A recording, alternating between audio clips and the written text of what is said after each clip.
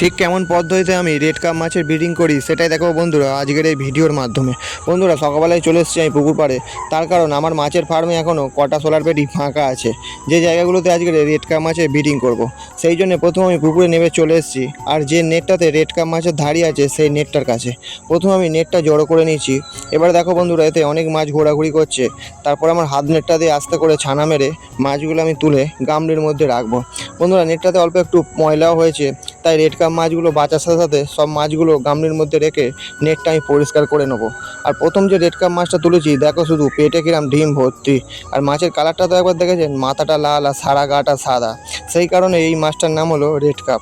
বন্ধুরা এই নেটে আর যে মাছগুলো আছে সেগুলো হলো কিছু সুন্দরী বেলুন মলি, আর আছে তার সাথে সাথে আমার লিলি মাছের মেল আর ফিমেলের ধাড়ি।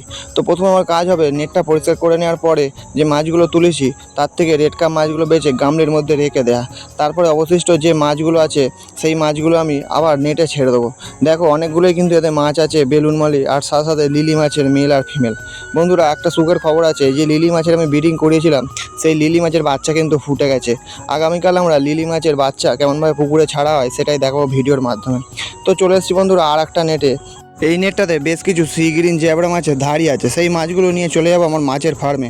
তার কারণ ওই মাছগুলোকে আমি ফার্মে নিয়ে গিয়ে কেঁচো খাওয়াবো, যাতে তো তাড়াতাড়ি পেটে ডিম আসে।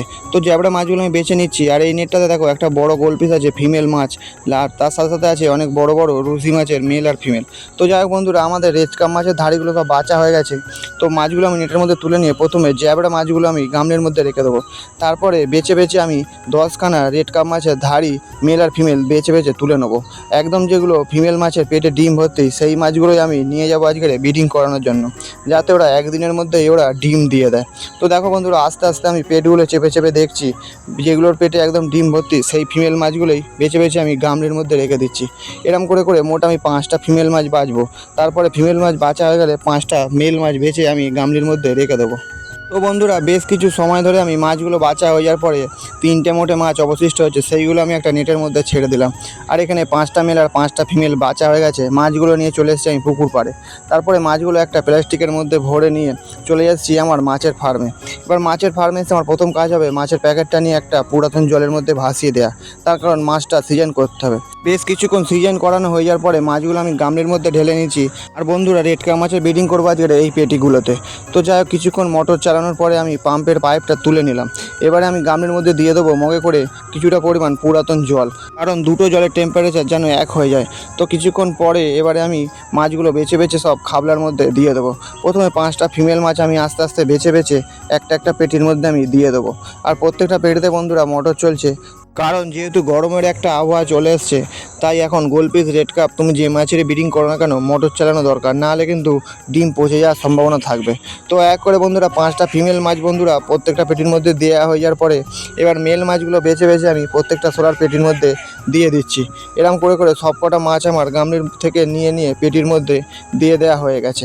এবারে তোমাদেরকে আমি দেখাবো যে মাছগুলো পেটিতে দেওয়ার পরে ওরা কি করে।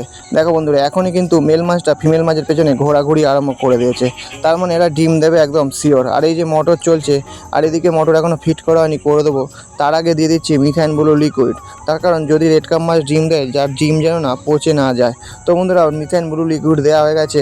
এবারে দেবো আমি প্রত্যেকটা সোলার পেটির মধ্যে ঝাঁঝি, সেই জন্য নিয়ে চলে এসেছি আমি 5খানা ঝাঁঝি। আর ঝাঁঝিগুলো এনে রেখে দিয়েছি গামলির মধ্যে ভিজিয়ে, তার কারণ ধুয়ে নিয়ে তারপরেই আমি প্রত্যেকটা পেটির মধ্যে ঝাঁঝিগুলো দেবো, যাতে ওর মধ্যে কোনো নোংরা না থাকে।